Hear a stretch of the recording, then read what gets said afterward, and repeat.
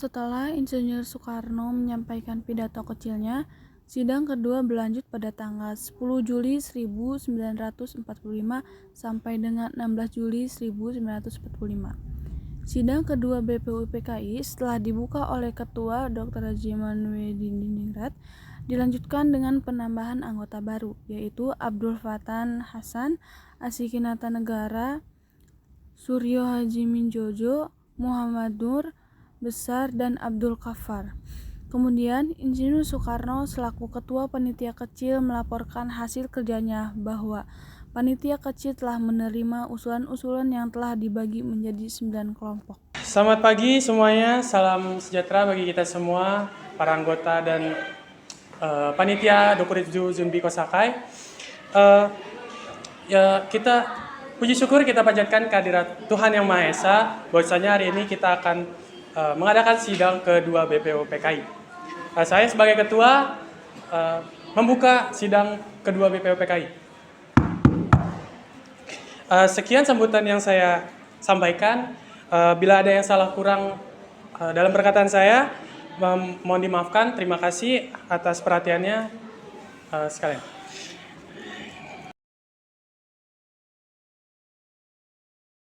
Tuan Ketua, saya di sini akan menyampaikan usulan-usulan yang telah saya terima selaku Ketua Panitia Kecil yang telah dibuat pada sidang BPUPKI yang pertama.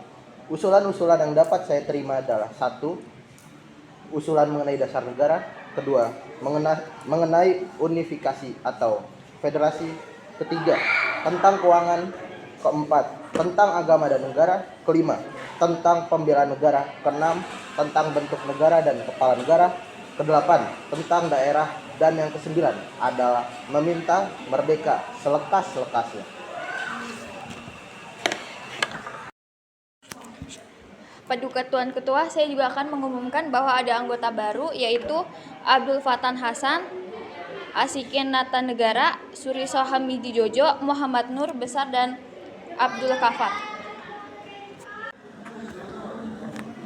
Saya mohon dari tuan-tuan anggota sekalian, oleh karena kita menghadapi saat yang suci ini, baiklah kita mengheningkan cipta terlebih dahulu, supaya janganlah hati kita dipengaruhi oleh suatu hal yang tidak suci, tetapi dengan segala keikhlasan menghadapi keputusan bentuk negara yang akan didirikan dengan hati yang murni, yang tidak terpengaruh oleh sesuatu maksud yang tidak suci. Oleh karena itu, saya mohon kepada Paduka dan tuan-tuan sekalian, sukalah tuan-tuan berdiri di hadapan hadirat Allah Subhanahu wa Ta'ala untuk meminta doa. Usul itu kita turuti dan saya minta marilah kita mengeningkan cipta supaya mendapat pikiran yang suci dan murni dalam pemilihan.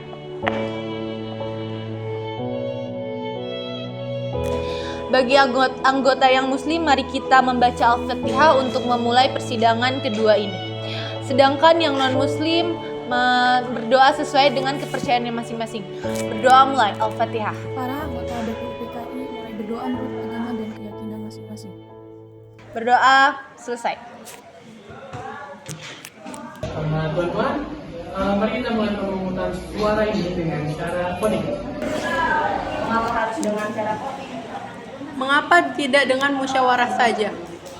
Karena dengan voting kita bisa memutuskan masalah dengan adil. Kita juga bisa mempercepat waktu karena tidak perlu mengeluarkan kata-kata yang tidak penting. Marilah tuan-tuan kita lakukan voting untuk menentukan bentuk negara. Sesudah itu dilakukan pemungutan suara setelah dilakukan voting.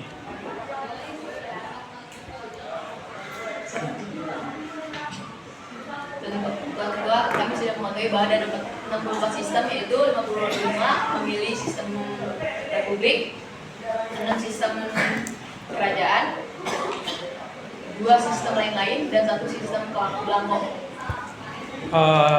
Saya ucapkan terima kasih atas pekerjaan komisi anggota sekalian. Sudah mendengar bahwa telah dipilih oleh sidang Dokuritju Zumbi Kosakai yang kedua kali ini, yang melahirkan 64 sistem, ialah yang 55 republik, 6 kerajaan, 1 belangko, dan 2 lainnya. Jadi semuanya ada 64, sudah ada ketetapan dalam waktu ini. Nanti kita membuat pelaporan yang sejelas-jelasnya. Jadi putusan panitia itu republik.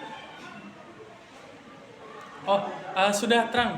Republik yang dipilih dengan cara suara terbanyak. Sekarang saya minta beristirahatlah dulu. Ya.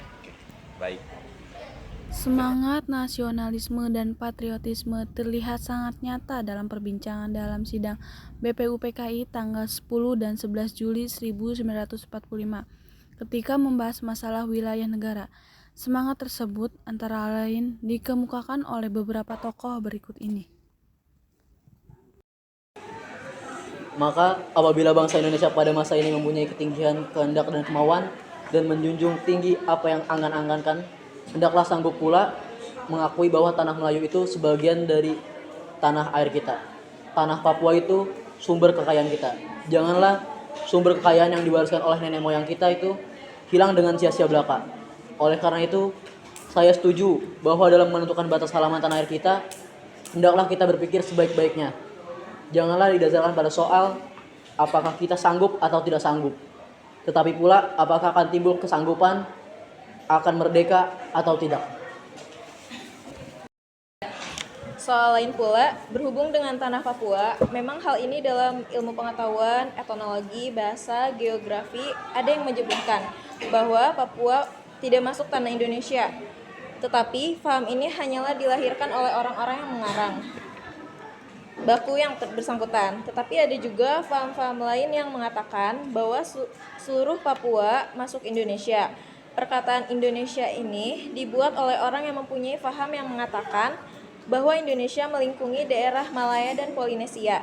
Jadi dengan sendirinya pada waktu perkataan Indonesia, ia bahwa tanah Papua masuk dalam daerah Indonesia. Dalam ilmu strategi, alangkah besar bagi kedua-duanya untuk menjaga sisi masing-masing. Artinya, kalau kita melihat batas kita di timur, ke Pulau Timur, saya setuju sekali dengan anggota yang terhormat Muhammad Yamin, yaitu agar pulau itu dimasukkan dengan ilmuwan kita terletak Indonesia baru.